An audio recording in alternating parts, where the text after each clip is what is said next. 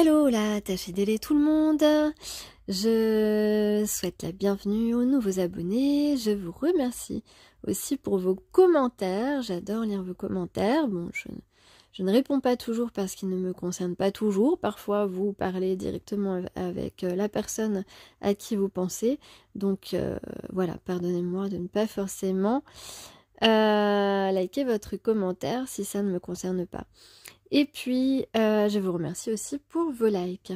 Alors aujourd'hui, on s'intéresse à savoir comment se sent, quelle est l'humeur, le mood de la personne à qui tu penses, de la personne que tu as rencontrée, que tu ressens importante pour ton cœur. Alors, donc on va parler plutôt d'un masculin ici, parce que c'est plus facile pour moi, mais tu peux évidemment interchanger. Alors ici, on a quelqu'un qui est en train de réfléchir, qui est dans son imaginaire, qui réfléchit à comment enclencher ce changement, qui t'imagine. Alors, soit c'est quelqu'un vraiment qui est en train de se prendre la tête parce que il sait pas comment revenir vers toi. Il sait pas comment revenir vers toi, mais il veut revenir vers toi, reprendre contact. Ou bien il s'imagine que ben voilà, hein, il s'imagine que s'il va vers toi là, il va avoir face à lui quelqu'un qui risque peut-être d'être en colère, de s'énerver contre lui. C'est possible, ça ne veut pas dire que ça va être le cas. Attention, on parle ici de l'imagination de ton masculin sacré. Donc c'est dans l'imagination de ton masculin sacré. En tout cas, on parle d'une reprise de contact qui est voulue, un retour pour arranger la situation, parce qu'on a envie de créer quelque chose, on a envie de construire quelque chose, en tout cas on a envie d'essayer. On a envie d'essayer, on a envie que notre proposition elle soit acceptée. Cette personne veut que tu acceptes quelque chose. Cette personne accepte lui aussi cette situation, a envie de ce changement.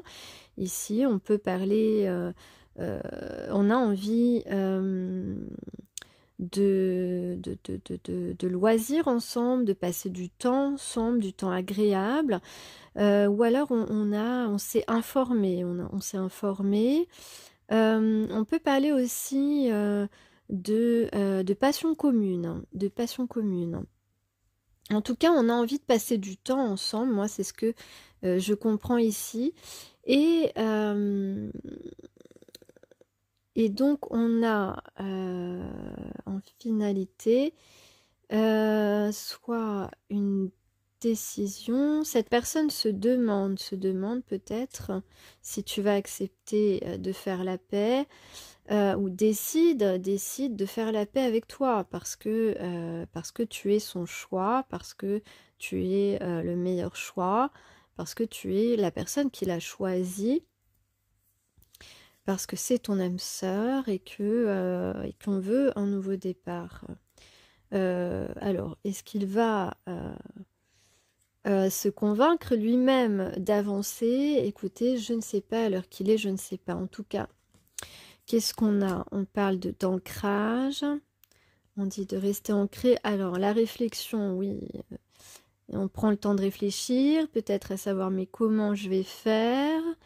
Peut-être qu'il faut aussi que cette personne élimine de son esprit des résultats négatifs, ou accepte que tu puisses lui faire des reproches, parce que dans un parcours d'âme sœur, en tout cas de lien d'âme, eh bien, il y a toujours, puisqu'on met du temps, parfois l'autre, même la plupart du temps, pas toujours, mais la plupart du temps, l'autre met du temps à se rendre compte que la personne, effectivement, que c'était une rencontre importante. Et donc, il y a forcément un moment où il peut y avoir forcément des petits reproches, hein. Il faut s'y attendre, il faut l'accepter, ça fait partie du parcours, ça fait partie du jeu. Mais pour autant, est-ce que tu vas mal l'accueillir? Ça, ce n'est pas une évidence du tout, et il est important que cette personne ait les pieds dans la réalité et cesse de s'imaginer et de faire des suppositions. Les suppositions sont, voilà, viennent de notre propre imagination et n'ont pas toutes les paramètres, n'ont pas la vérité, la réalité vraiment de ce qui peut se passer. On peut être tout à fait surpris de ce qui peut se passer réellement. Donc on conseille à cette personne, on dit à cette personne, reste bien les pieds ancrés à la terre, les pieds bien droits, tiens-toi bien droit, reste bien solide au sol. Et tu as pris le temps de réfléchir, tu as eu le temps de réfléchir. Tu sais maintenant qui tu veux dans ta vie en fait. Et puis on lui dit sois dévoué, engagé. Donc sois fidèle à tes valeurs, sois fidèle à... on peut parler aussi de générosité pour obtenir une certaine rédemption par rapport à ce qu'on a pu faire subir à l'autre, sans le vouloir encore une fois, parce que on ne se rend pas forcément compte quand on est dans un tel lien qu'on fait souffrir l'autre. Mais je sais que pour certaines personnes c'est difficile à entendre, mais c'est ainsi. On ne se rend pas toujours compte qu'on fait souffrir l'autre parce que un lien d'âme sœur c'est pas forcément accepté par tout le monde, la personne n'est pas forcément prête, la personne ne voit pas clair forcément, et puis on peut aussi ici je dirais qu'il y a des éléments perturbateurs, des éléments extérieurs perturbateurs qui ont pu raconter n'importe quoi à cette personne, parce que cette personne en réalité est voilà, cette personne peut avoir des personnes qui le manipulent autour de lui, qui ont pu lui raconter que toi, tu t'intéressais à lui parce que, alors pour plusieurs raisons, et des raisons qui sont évidemment fausses, mais ces personnes ont été convaincantes, et il faut savoir que souvent, comme on dit, hein, c'est la poule qui chante qui a l'œuf, d'accord? Je crois que c'est ça l'expression, je sais plus, il me semble. Et donc, ça veut dire que, par exemple, d'ailleurs, quand quelqu'un vous dit « Ah, mais cette personne ment », il y a des chances que ce soit la personne face à vous qui est en train de vous mentir. Donc, c'est un peu ça, c'est-à-dire que on a pu dire à la personne de votre cœur que c'est... que vous vouliez le fréquenter pour sa popularité ou pour son côté matérialiste, sécurité, etc. Alors qu'en fin de compte, ce sont les personnes qui lui disent ça, qui l'ont fréquenté pour ça. Et vous, ce n'est pas du tout votre cas. D'ailleurs, vous pouvez rencontrer une personne qui vit dans un tipi au milieu de nulle part, vous en fichez complètement du moment que voilà, c'est l'amour qui compte pour vous. En tout cas, on peut dire que cette personne ne s'est peut-être jamais rendu compte, mais a toujours attiré des gens qui étaient attirés par ce qu'il avait et par sa popularité. Quelle qu'elle soit, hein, que ce soit une personne connue ou sa popularité au travail ou que sais-je, en tout cas une popularité quelconque, voilà, et cette personne ne s'est pas rendu compte de ça, mais peut-être qu'aujourd'hui c'est une personne qui prend conscience de ça. En tout cas, on lui conseille de s'engager pleinement parce que c'est une personne qui est aimée et il peut être rassuré qu'il y a dans ce monde des personnes qui l'aiment vraiment, dont son âme sœur, évidemment. Alors, j'ai une nouvelle carte, et d'ailleurs, c'est vrai que en ce moment, toi aussi, féminine, dans ta vie, tu es un peu chamboulée. Tu peux avoir, tu es en train de régler les choses, des choses, hein, je l'ai dit, hein, dans ma guidance précédente, la saison d'automne, c'est la saison des communications sincères, des communications authentiques, de l'authenticité. Tu vas aussi révéler ton authenticité et ta vérité et ton âme sœur aussi.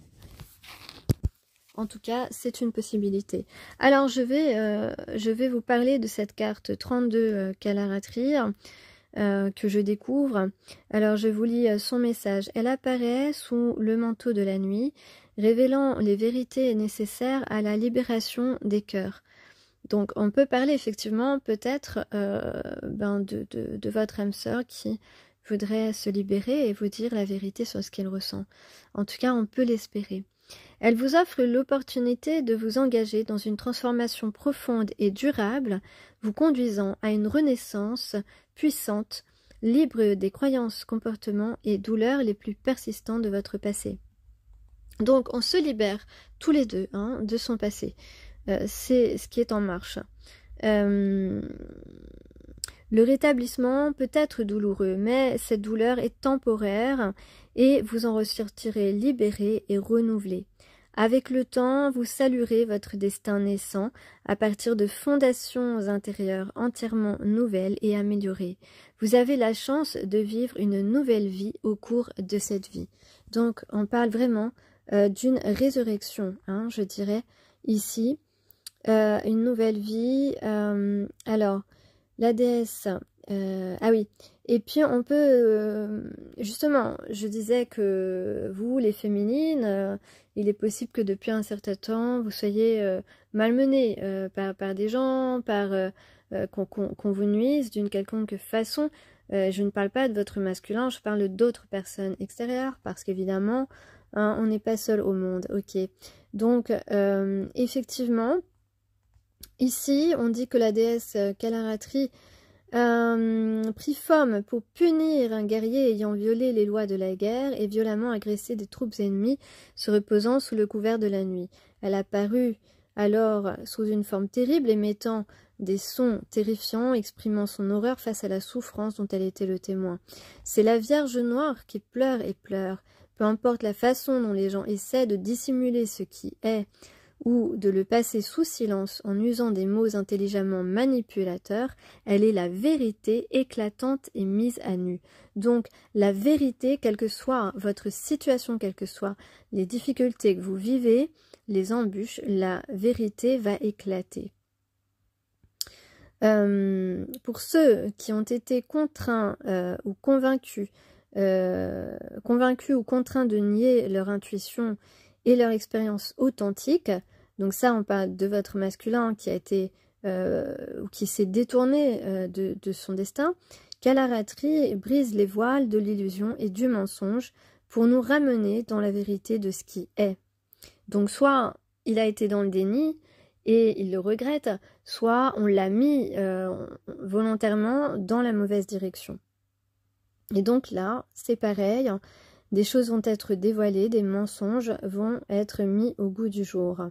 Elle apporte le soulagement tranchant de la vérité, même lorsque celle-ci est difficile à supporter. Et oui, on a pu être trahi ici. On a pu être trahi et ça a pu faire mal si on est sensible. Elle est la grande briseuse de systèmes toxiques. Voilà, briseuse de systèmes toxiques. C'est exactement ce qui va se passer. Et met en lumière les comportements trompeurs. Voilà, parfait. En démasquant la terreur de ce qui fut, voir ce qui est encore en cours, nous devenons capables de nous déconnecter des sources d'abus afin de pouvoir commencer à guérir nos traumatismes. Voilà, ce qui n'est pas reconnu ne peut jamais guérir, mais est voué à être répété. Et oui, tant qu'on n'a pas compris qu'on était dans la mauvaise direction, ou tant qu'on ne s'est pas attaqué à essayer d'avoir justice, par exemple, eh bien, les malheurs, entre guillemets, vont se répéter. Alors, on peut évoquer aussi avec cette carte la possible nuit noire de l'âme que vit votre masculin. Puisque Kalaratri se traduit littéralement par nuit noire. Donc, c'est le grand défi dans l'évolution de notre âme. Donc cette carte, c'est la nuit noire de la dissolution finale, la fin formelle et absolue de quelque chose qui n'a plus besoin d'être, ok? Là, il n'y a pas de retour en arrière possible, et tant mieux. Donc là, les mots-clés, c'est libération, guérison et réparation. Donc tout à l'heure, dans la guidance, je parlais de changement. Eh bien, cet oracle nous annonce un changement total, un besoin d'abandonner ce qui a été afin qu'une nouvelle forme puisse s'épanouir. Parce qu'il s'agit bien de notre épanouissement qui est en jeu. Donc on vous dit que vous ne saurez pas encore à quoi ça va ressembler, mais comme vous savez pas, voilà, vous ne savez pas en fait ce que ça va donner ce changement, mais vous vous sentez libéré, vous allez vous sentir reposé aussi, et on vous dit que vous pouvez avoir confiance. Bien sûr, cette libération ne peut avoir lieu que si vous lâchez prise et que vous laissez votre ego de côté. Mais il faut être prêt à abandonner notre attachement au passé. Et ça, votre masculin, je ne sais pas s'il est prêt pour le moment, peut-être. En tout cas, le petit truc, le conseil de Kalaratri, c'est justement eh bien, de faire face, d'être face à nos peurs afin de les libérer. Donc ça veut dire que votre masculin sacré, il avait peut-être peur il a peut-être peur de vous, il a peut-être peur peut-être vous l'intimider, il a peur de votre relation. Voilà, il est un peu perdu, parce que c'est pas une rencontre habituelle qu'il a fait, il s'en rend compte. Et donc être face à vous, ça sera libérateur. Alors, on peut dire qu'on met en avant l'intrépidité de la personne de votre cœur. C'est le moment de sortir sa carte de l'intrépide. En tout cas, le dernier mot de Kalaratri, c'est qu'elle vous guide pour avoir confiance en sa protection et en sa promesse que sous sa main directrice, vous deviendrez tout ce que vous êtes destiné à être. Si on arrive à ce stade-là, je peux vous dire que le temps va s'arrêter et qu'on va savoir partager des moments et s'émerveiller. Alors pour terminer, je vais vous lire 2 haïkus. Le chat, à travers la vitre, je l'observe, il m'observe. Daniel Dutheil. Sa main dans la mienne, les insectes nocturnes chuchotent aussi. Chuchotent aussi. Damien Gabriel.